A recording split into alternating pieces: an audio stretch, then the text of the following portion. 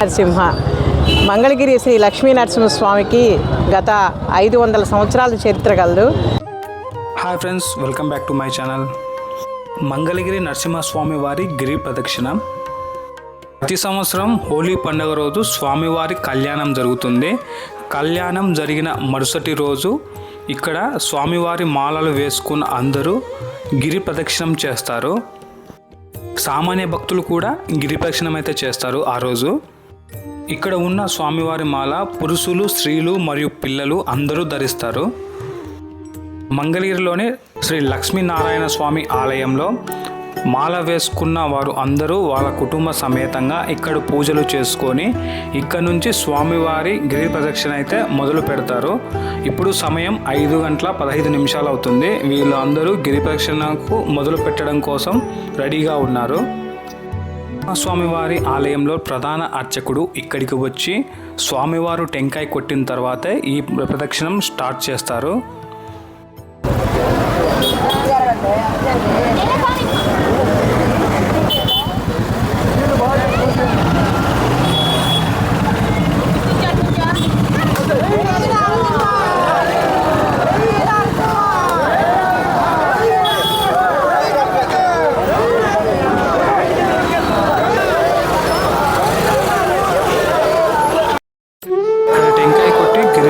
ప్రారంభించారు. ఈ ప్రదక్షిణ మొత్తం 6 నుంచి 7 కిలోమీటర్ల మధ్యలో అయితే ఉంటుంది. టెంకాయ కొట్టుకొని కొంచెం ముందుకు ఇలా నడుచుకుంటూ వస్తే స్వామివారి గాలిగోపురం మనకు కనపడుతుంది. ఇక్కడ స్వామివారికి టెంకాయ సమర్పించి కుడివైపు తిరిగి ఈ గాలిగోపురం వెనక సైడ్ నుంచి నడక సాగిస్తారు. ఆలయం వెనుక నుంచి వచ్చిన భక్తులు ఈ చిన్న సందులో శ్రీ బాల చౌడేశ్వరి దేవి ఆలయం వరకు నడక సాగిస్తారు. చిన్న గల్లీలో నుంచి బాల చౌడేశ్వరి దేవి ఆలయానికి అయితే మనం వచ్చాము. ఇక్కడ అమ్మవారిని దర్శించి వీరు నడక మార్గం సాగిస్తారు.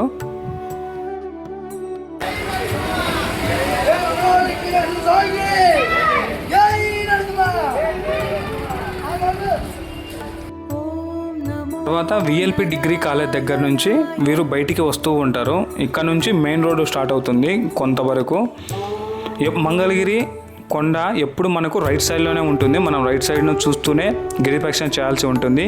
ఈ గిరి ప్రదక్షిణ మధ్యలో మనకు ఇక్కడ ప్రసాదాలు, మజ్జిగ, వాటర్ ప్యాకెట్లు కూడా ఉచితంగా పంపిణీ చేస్తూ ఉంటారు భక్తులకు. విజయవాడకి వెళ్ళే రూటు ఇక్కడ నుంచి కొంచెం రైట్ సైడ్ లోపలికి వెళ్తే మనకు ఎయిమ్స్ రోడ్ వస్తుంది. ఈ ఎయిమ్స్ రోడ్లోకి అయితే మనం ఇప్పుడు వెళ్ళాల్సి ఉంటుంది. ఇది ఎయిమ్స్ రోడ్ అనమాట. గిరి ప్రదక్షిణ చేయాలని సంకల్పం ఉంటే చాలు, అంతా స్వామివారే చూసుకుంటారు. మీరు ఏమి క్యారీ చేయాల్సిన అవసరం లేదు. మధ్యలో నీళ్ళు ఇస్తారు. మీకు అలసట వస్తే కూర్చోడానికి అక్కడక్కడ చైర్లు కూడా ఏర్పాటు చేస్తారు. ఉత్సాహవంతులైన స్వామివారి భక్తులు ఇలా పరిగెడుతూ కూడా గిరి ప్రదక్షిణ చేస్తారు. మంగళగిరి ఎయిమ్స్ హాస్పిటల్ ఎంట్రన్స్కి అయితే వచ్చాము. ఇక్కడ పక్కనే ఈకో పార్క్ ఉంటుంది. నడుచుకుంటూ వెళ్ళే వాళ్ళు ఈ ఈకో పార్క్లో నుంచి లోపలికి రావచ్చు. అంటే దాదాపు ఒక 1/2 కిలోమీటరు పాదయాత్ర తగ్గుతుంది. బైకులు ఉన్నవారు ఎయిమ్స్ హాస్పిటల్లో నుంచి రావాల్సి వస్తుంది. ఇప్పుడు చూడండి, నడుచుకుంటూ వెళ్ళే వాళ్ళు ఈకో పార్క్లో వెళ్తున్నారు. బైక్లో ఉన్న వాళ్ళు ఈ రోడ్డు క్యారీ చేయాల్సి వస్తుంది. ఇక్కడ ఆల్రెడీ గిరి ప్రదక్షిణ చేసే వాళ్ళు ఆల్రెడీ ఈ రోడ్లో కూడా వస్తూ ఉన్నారు. ఇప్పుడు మనం ఉన్నది మంగళగిరిలోని ఎయిమ్స్ హాస్పిటల్కి వెళ్ళే రోడ్డు. మీకు రైట్లో కనపడుతున్నది మంగళగిరి లక్ష్మీ నరసింహస్వామి వారి గిరి ప్రదక్షిణ. ఈ గిరి చుట్టూ మనం తిరుగుతూ ఉన్నాము.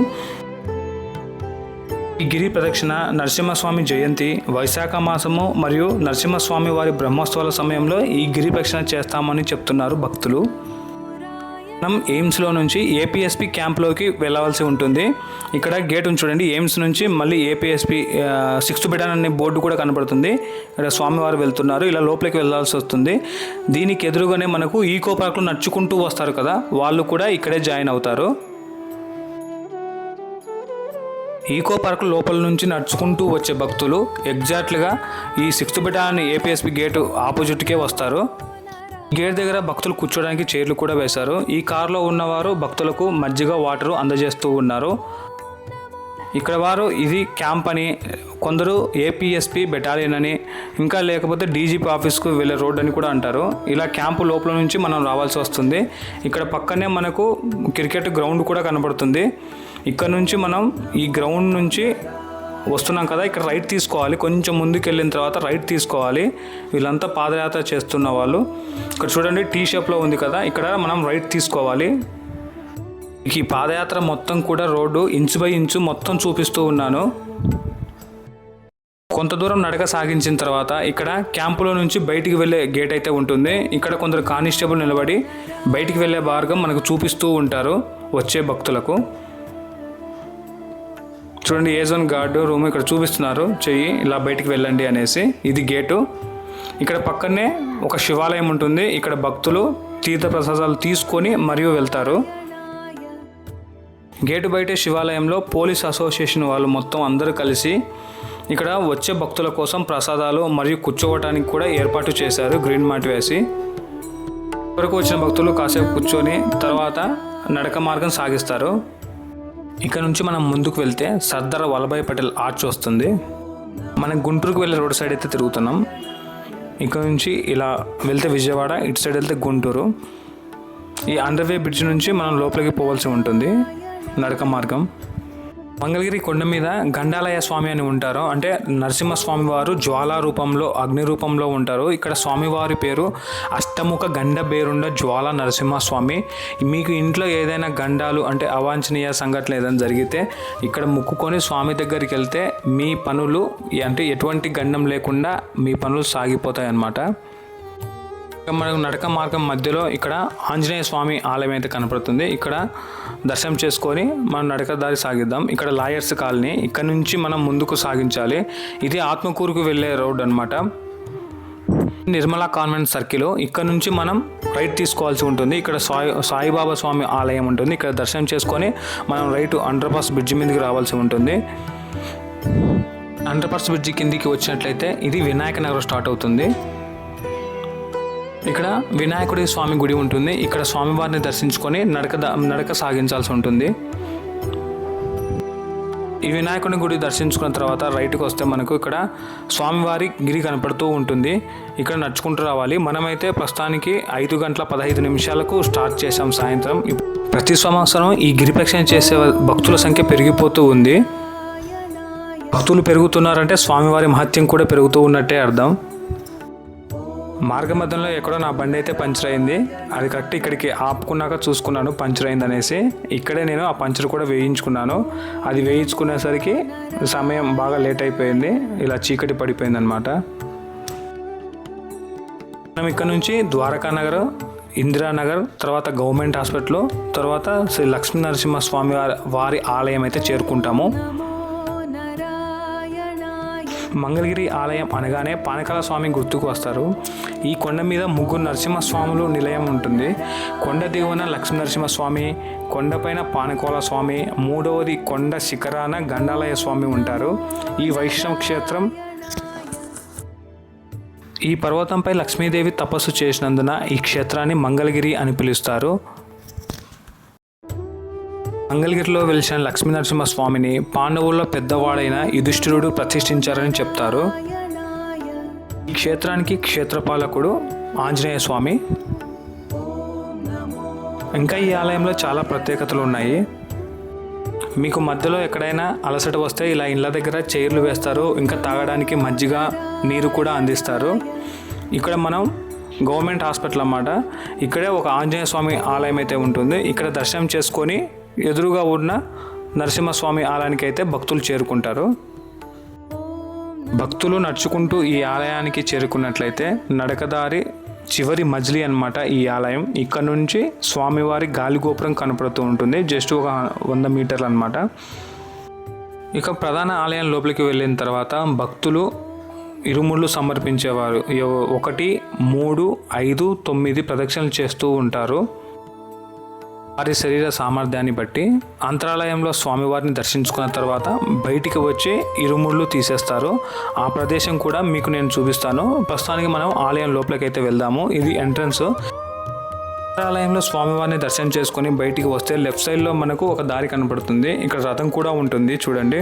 ఈ రథం వెనుకనే స్వామివారి కళ్యాణం జరిగే ప్రదేశం అయితే ఉంటుంది. ఎంతో భక్తిభావంతో వేసుకున్న మాలలను ఇక్కడే ఇరుముడిని తీసేస్తారన్నమాట.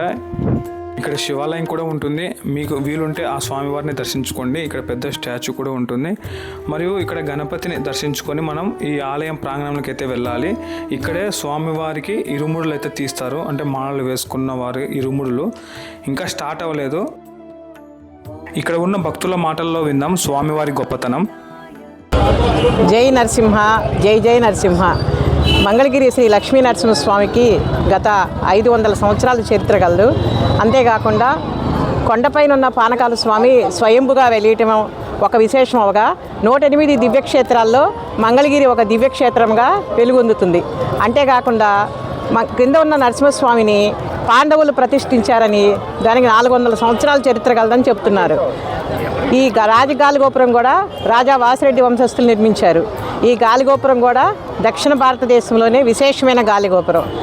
ఈ మాలధారణ అనేది గత 20 సంవత్సరాల క్రితము 41 రోజు మాల అని చెప్పేసి మొదట ప్రవేశపెట్టారు. దీనికి ఈ 41 రోజు మాలకి అన్ని మాలధారాలకు వల్లే దీక్షా నియమాలు ఉన్నప్పటికీ నరసింహస్వామి మాల నియమాలు కొంత మిగతా మాల నియమాల కన్నా కొన్ని మార్పులు చేర్పులు మాత్రమే ఉంటాయి. దీనిలో భాగంగా మహిళలు మేము కూడా స్వామిని దర్శించుకోవడానికి మాకు కూడా మాలధారణకు అవకాశం లేదు, అయ్యప్ప మాలకి మాకు అవకాశం లేదని అడగ్గా మాల్యవంతం దీక్షితులు గారు 11 రోజుల మాలని మహిళల కోసం మాత్రమే ప్రవేశపెట్టారు. ఈ 11 రోజుల మాల, ఏకాదశి మాల మహిళలు కూడా వేసుకుంటూ నానాటికి రోజు రోజుకి గత 41 రోజు మాల, 21 రోజు మాల, 11 రోజుల మాల అని వేసుకుంటూ స్వామివారిని ఈ 41 రోజులు ఎంతో నియమ నిష్టలతోటి పూజించుకుంటూ వస్తున్నారు.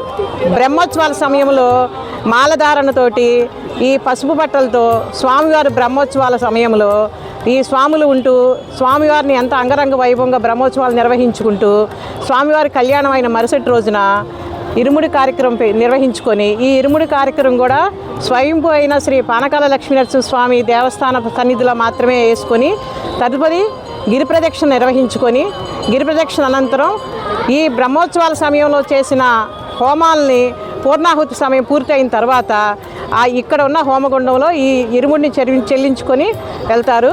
దీనివల్ల విశేషమైన ఆకర్షణ ప్రజలకు ఎందుకు కలిగిందంటే, ఎవరు ఏది మొక్కినా కూడా ఆయన అవతార పురుషుడనే కాకుండా తల్లి తండ్రిలాగా రాజ్యలక్ష్మీ మాత తల్లిగా, నరసింహస్వామిని తండ్రిగా కొలుచుకుంటూ అమ్మా నాన్న అని అనుకునే వాళ్ళే కానీ ఆ నరసింహస్వామి దివ్యాశీస్సులతోటి ప్రతి ఒక్కళ్ళు కూడా మంగళగిరిలో ఆ స్వామి సన్నిధిలో పూర్వజన్మ సుకృతంగా భావిస్తూ మనం ఇక్కడ పుట్టడమే ఒక పూర్వజన్మ సుకృతంగా ఈ దేవతా భూమిని, ఇది దేవతలు నడిచిన భూమిగా పేరుంది. ఈ ఆ నరసింహస్వామి కటాకాక్షాలు అందరికీ ఉండాలని చెప్పేసి చెప్తున్నాను. జై లక్ష్మీ నరసింహ స్వామికి జై, జై లక్ష్మీ నరసింహ స్వామికి జై, లక్ష్మీ నరసింహ స్వామికి జై. ఈ వీడియో మీకు నచ్చినట్లయితే ఒక లైక్ ఇవ్వండి. ఇలాంటి మరికొన్ని వీడియోస్ చూడటం కోసం నా ఛానల్ సబ్స్క్రైబ్ చేసుకోండి. Keep watching my channel. Thank you. ఈ గిరి ప్రదక్షిణ మీద మీ అభిప్రాయాన్ని నాకు కామెంట్ రూపంలో తెలియజేయండి.